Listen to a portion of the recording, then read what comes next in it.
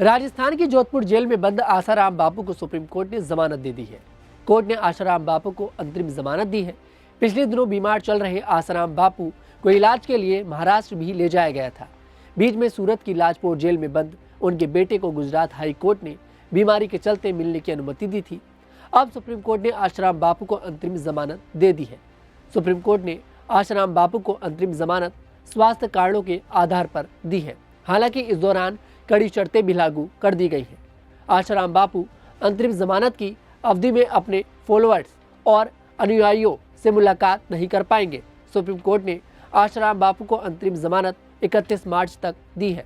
आसाराम बापू 17 दिन की पैरोल खत्म होने के बाद 6 दिन पहले ही राजस्थान की जोधपुर जेल में वापस लौटे थे। तो चलिए ऐसे में आज के हमारे खास कार्यक्रम कोने में आपको बताते हैं कि आखिरकार कौन है आसाराम बापू।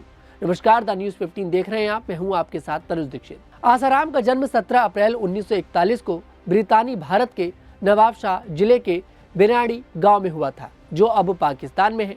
उनकी मां का नाम महंगीवा एवं पिता का नाम थारूमल श्रूम लानी था।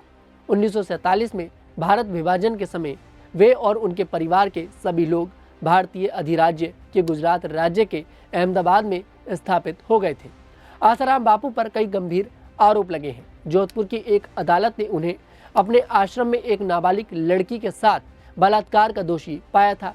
इस मामले में उन्हें उम्र कैद की सजा सुनाई गई थी। बता दें कि 85 वर्षीय आसाराम 2013 से जोधपुर जेल में बंद है। जोधपुर पुलिस ने आसाराम को 2013 में इंदौर से गिरफ्तार किया था।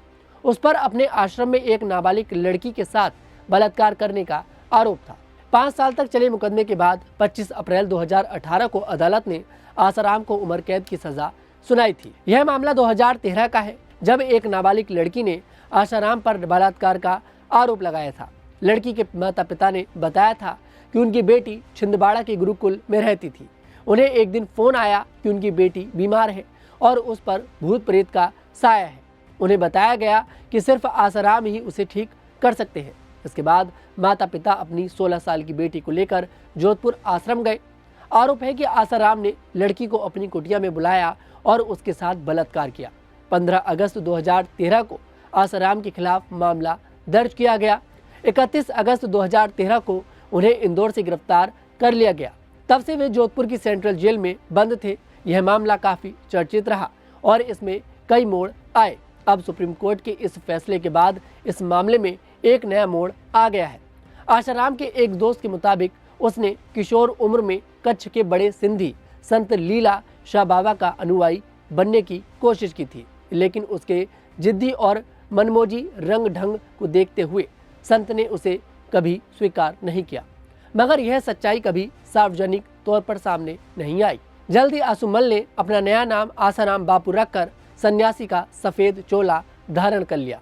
उसके आसपास लोग जुटने लगे। 70 के दशक में आसाराम ने अहमदाबाद शहर से लगभग 10 किलोमीटर दूर एक कस्बे अपना पहला आश्रम शुरू किया।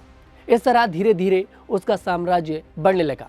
जून 2016 में आयकर विभाग ने आसाराम की 2300 करोड़ रुपए की अघोषित संपत्ति उजागर की थी। उस वक्त मीडिया रिपोर्ट्स के अनुसार आसाराम के तकरीबन 400 आश्रम दुनिया भर में मौजूद थे। आसाराम के इन आश्रमों में से कुछ उसके साधकों ने उनकी असली मालिकों से जोर जबरदस्ती या ब्लैकमेल करके हड़पे थे, जबकि कई आश्रमों की जमीन अदालती मुकदमे में उलझी हुई है, क्योंकि उनके असली मालिक अब अपनी जमीन वापस हासिल करने की कोशिश कर रहे हैं।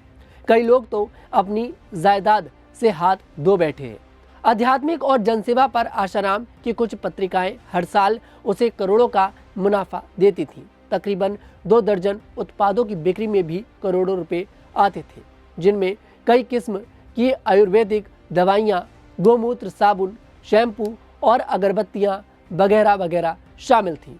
इस साम्राज्य का नियंत्रण तकरीबन 400 ट्रस्टों के हाथ में था। एक और अहम बात यह थी कि हर साल वह गुरु पूर्णिमा पर गुरु दक्षिणा कार्यक्रम के जरिए पैसा जमा करता था। इस दिन लाखों लोग आते और दक्षिणा में मोटी रकम भेंट करते। वह कई दूसरे तरीकों से भी लोगों से रुपए इकट्ठा करता था। ऐसे में आसाराम आज फिर से चर्चा का विषय बन गया है, क्योंकि आसाराम को एक मामले में यहाँ पर अंतरिम जमानत मिल गई है। 31 मार्च तक आशाराम बापू फिर से बाहर है। स्वास्थ्य के कारणों देखिए उनको बाहर लेकर आया गया है। अब उनके देखिए जो स्वास्थ्य है वो खराब चल रहा है, इलाज उनका पहले से ही चल रहा है।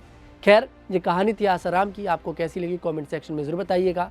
मैं तनुज दीक्षित आपसे फिर मुलाकात करूंगा। तब तक के लिए हमारे साथ देखते रहें द न्यूज़ 15।